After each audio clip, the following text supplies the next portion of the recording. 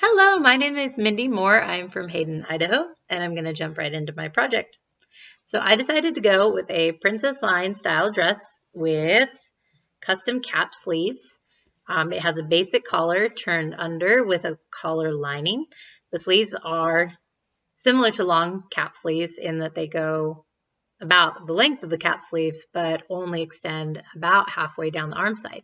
I think it's pretty and aesthetically pleasing. I also ran an overstitch over the edge of the sleeve and down the entirety of the arm side, again for aesthetic reasons.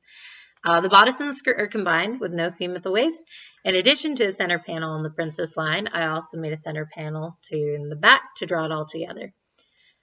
There's a kick pleat at the bottom and a 5/8 inch seam allowance in the back for a zipper, which starts at the hip line. Though there's no zipper on the half scale, the pattern in the dress still has that allowance in preparation for the full scale. The fabric that I used are both basic and woven 100% cotton pieces. There's very little stretch other than a slight stretch in the grain going up and down the fabric, but the fabric really doesn't give any give. The fabric choice allows for the dress to be fitted to the model with very little stretching or distorting. The fabric patterns themselves were also chosen for aesthetic reasons. The center panel is stripes with the navy blue and white, and the side panels are dark navy blue. I think that the stripes will draw the eye in, while the dark panels will hopefully push attention back to the stripes as well, hopefully creating a slimming effect on both the front and the back. There are 7 pattern pieces total. The dress front and the dress front side are the first 2. Both of these pieces have been extended and have a 1/2 inch hem allowance, which will be a full inch or more on the full scale garment. The front panel was cut into 2 panels, of course, to create the princess line. For the back panel, I did the same thing, cutting from the center shoulder. That's upside down. Cutting from the center shoulder to where the dart would start. Of course, the darts have been removed on all 4 pieces. It's the pattern pieces themselves being sewed together will create the dart effect. And all 4 pieces have been extended. There is a zipper allowance on the back piece that goes down to the hip line or down to just below or just above the hip line. And all 4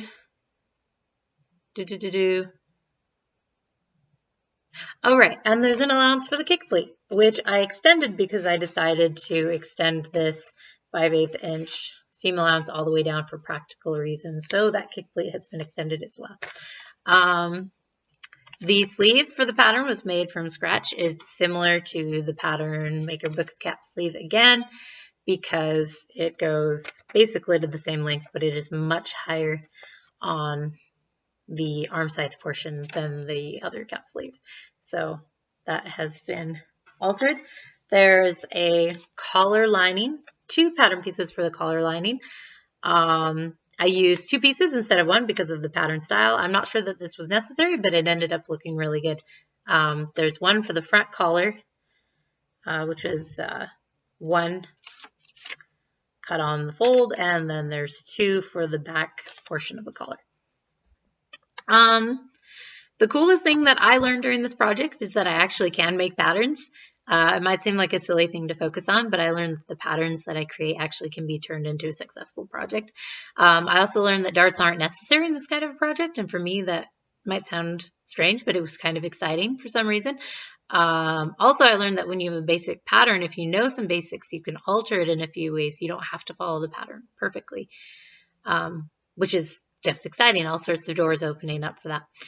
There weren't too many surprises in this project. One of the greatest challenges in making this garment was the sleeves, were the sleeves, because I didn't remember that I had chosen to make them differently from the options in the pattern book, and I had to alter them.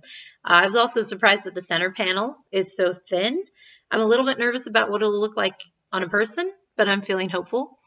If it doesn't turn out like I'm anticipating, I'll probably alter it and make it again just for learning purposes. All in all, I'm happy with the dress. I think it's cute. It's aesthetically pleasing.